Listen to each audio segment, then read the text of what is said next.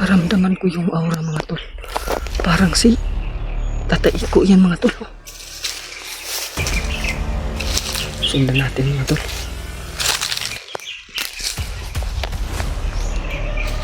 Yan mga tol.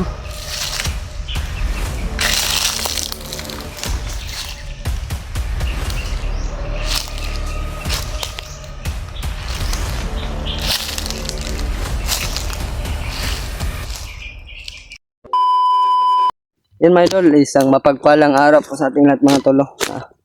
Welcome back po sa ating YouTube channel. Pasensya po mga tol, wala tayong upload dahil nagpapahinga tayo dito sa bundok. Dahil yung lagnat natin ay sumusobra na.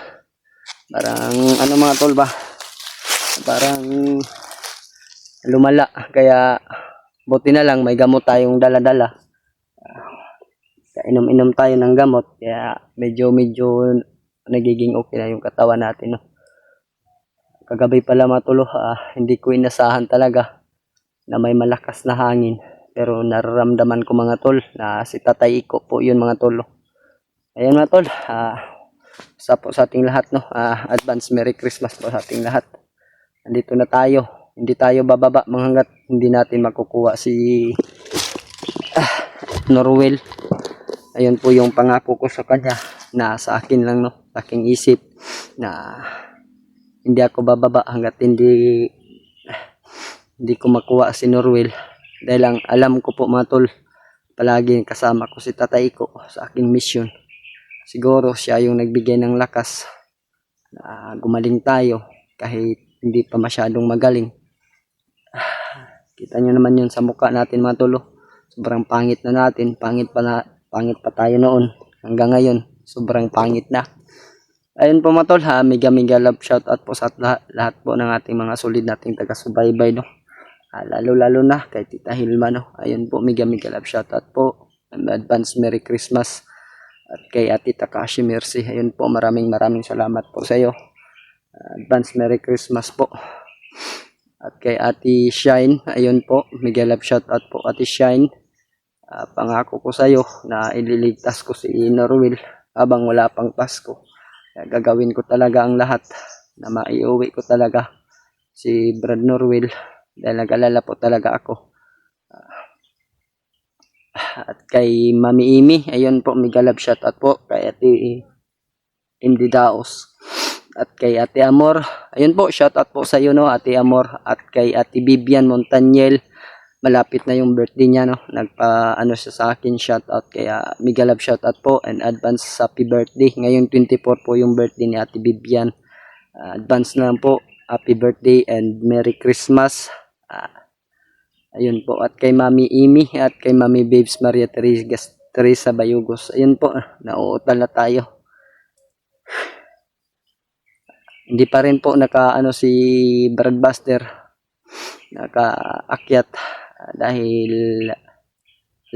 alam naman natin na may pamilya siya. Siguro gusto niya doon sa kanya Pasko sa kanila kasama yung pamilya niya. At alam naman din po natin na meron siyang pamilya na nag-aaral, mga anak. Siguro busy din sa mga parties yung mga anak niya. Kailangan din niyang guide sa kanyang anak. Kaya naiintindihan ko po si Brad Buster. Ayun po, mega love shoutout po sa iyo Brad Buster. Sa lahat po ng mga hunters na nandito pa sa bundok. Lalo na sila Brad Julius, Remart, Dave, Janry, EGP. Ayun po, mega love shoutout po sa inyo. Kay Kuya Bad, sana po Kuya Bad magiging okay lang yung kalagayan mo. Nakikita ko yung upload mo na anong nangyari. Na disgrasya po si Kuya Bad. Kaya sana ay okay lang ka Kuya Bad, na magiging okay din ang lahat. Walang mangyari sa iyo ng masama, dahil alam po natin yung nangyari kay Kuya Bads. Yun mga tol, parang gumaan yung pakiramdam natin, sa ilang araw na hindi tayo nakapag-explore. Nandito lang tayo sa bundok nagpapahinga. Kaya ako po nagpapasalamat talaga sa Panginoon na malapit na yung kaarawan natin na binigay niya. Madagdagan na naman po yung taon na binigay niya sa akin, no. Kaya nagpapasalamat ako sa Panginoon. Nandyan siya palagi sa atin, no. Hindi lang sa akin, sa ating lahat po, na nandito sa mundo. Gumagabay siya sa atin. Unang-una po talaga, nagpapasalamat po talaga ako sa Panginoon, no? At sa lahat ng tumutulong sa akin. Ako po nagpapasalamat sa inyong lahat. Kaya ginagawa ko talagang lahat, mga tol, no? Na kahit tayo mag-isa, hindi lang mahuli. Kaya nagpapasalamat ako sa Panginoon sa aking mga dasal na tinupad naman niya, na walang mangyaring masama sa akin kahit ano po yung dinanas natin dito sa bundok. May ubo pa tayo, mga tolo, pero hindi na matigas ang ubo. Medyo ano na, humuk-humuk sa Bisaya pa. Medyo malambot na yung ubo natin. Tsaka sipo natin, mga tolo, unti-unti na ring nawawala. Kaya nagpapasalamat ako. Ako po yung hingi ng pasensya dahil 2 araw tayo hindi naglakad, no. Nandito lang tayo sa bundok. Diyan tayo galing kanina, mga tol. Gumagawa tayo ng dahon lang naman ng saging, mga tol, yung ginagawa ko para hindi tayo mabasa ng ulan. Buti na lang, mga tol, meron tayong mga extra na t-shirt, jacket, no, na pwedeng suotin habang matutulog dito sa bundok. Kaya ako po talaga handa talaga, no, na umakyat kahit tigado tayo, mga tol, para po sa nangangailangan talaga ng tulong, lalo na sa ating alaga na si Brad Norwell. Alam ko po na mabait siya, no. Alam ko talaga na mabait si Norwell. May ano lang ta siguro doon sa sulat. Kung makuha ko man si Brad Norwell, ako po magpapasalamat talaga sa inyong mga dasal, no, na nagbigay ng share sa akin na blessing. Kaya ako po talaga nagpapasalamat sa inyong lahat, no. Kaya tol, medyo nagpapahinga pa po tayo dahil medyo malayo yung nilakbay natin. Dito tayo patungo. Sinusundan ko lang yung aura ni Tatay Iko, mga tol. Sana ay makatulong din sa Tatay Iko sa akin, no. Na mahuli si Brad Norwell. Sa naghahanap pala, no, sa aking nailigtas na bihag, binaba ko po, mga tol, no. Kahit maulan, hinatid ko sa barangay kahit gabi na. Buti na lang, mga tol, ay mayroong mga barangay tanod nag-alalay sa akin doon. Pinaintindi ko sa kanila kung ano yung dahilan bakit ganun. Kaya sinabihan ko sila na doon muna siya sa bahay ni Kapitan o sa barangay man lang, dahil ang pangako ko sa kanya, mga tol, pagbaba ko ay dadaanan ko po siya, mga tol, no, para madala ko doon sa bahay. Yun si Terence po yung pangalan, mga tol, yung natulungan natin na binihag ni Norwell. Kaya ayun, mga tol, safety na po siya doon. Kanina lang po, mga tol, tumawag po yung kapitan ng barangay sa akin. Kailan ko daw siya pinaintindi ko naman sa kapitan na hindi ko pa alam kung kailan, pero antay-antay lang, baka 2 araw or 3 araw makababa tayo. Sabi ko, ang pangako ko sa kapitan, pagtawag niya sa kanina sa akin ay wala pang Pasko, nandun na ako, kukunin ko yung iniligtas ko, no. Buti na lang, mga tol, ay pumayag yung kapitan at pinapakain naman po daw nila doon. Dahil nakikita naman po daw sa kapitan na mabait na bata. Ang problema lang po, matulo, ay hindi po daw siya nakapag-aral. Yun po yung sabi niya sa akin. Kaya maghintay ka dyan, Terence, dadaanan kita, dadalhin kita doon sa aking bahay na tinitirhan. Kaya maghintay-hintay ka lang dyan. Shoutout ko din po sa kapitan na tumutulong, no. Ayun po. Patuloy tayong maglakbay, mga tol, habang medyo maaga pa.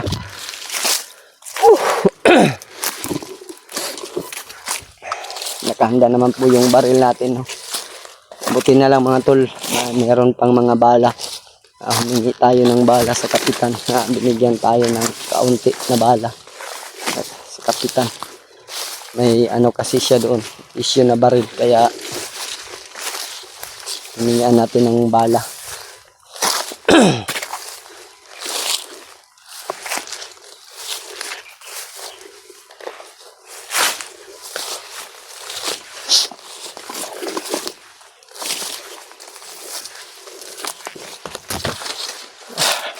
Sinisipon pa tayo mga tol.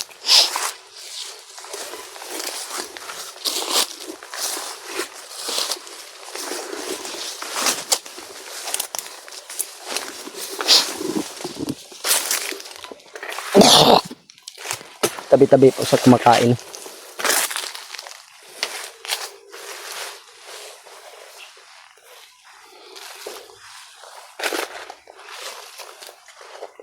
Nararamdaman ko yung aura ni Tatay Iko mga tol. Parang nasa malapit na si Tatay Iko mga tol.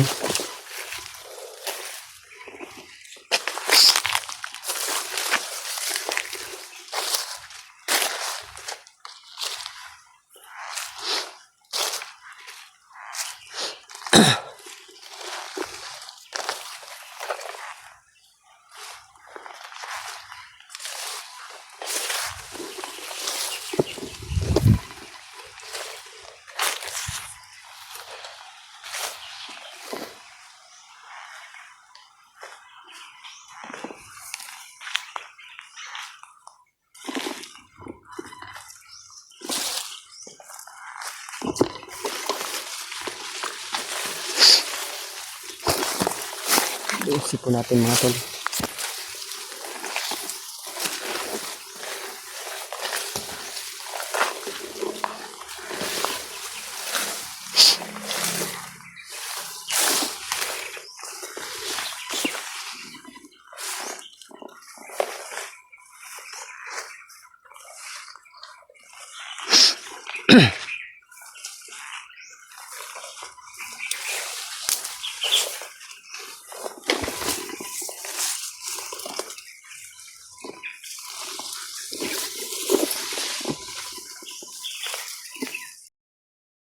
Man ko yung aura ni Tatay Iko mga tol.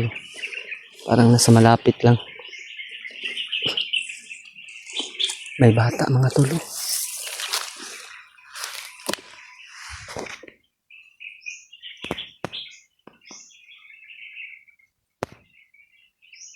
Naramdaman ko yung aura mga tol. Parang si Tatay Iko yan mga tol. Sundan natin mga tol.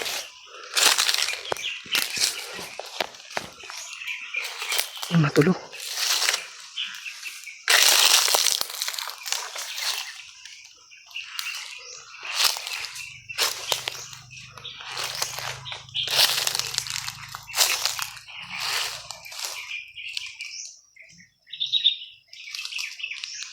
Mga tol.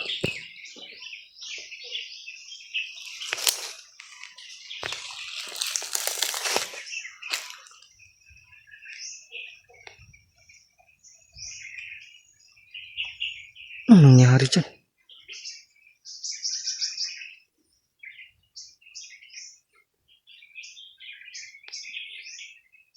Tay? Kabayan tay?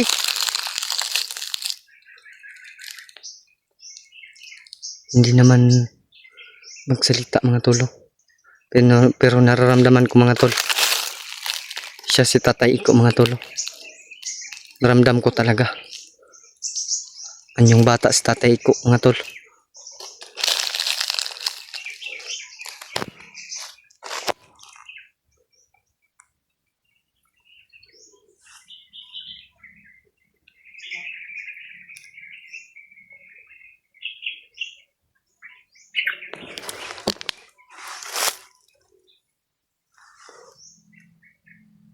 Umalis mga tol.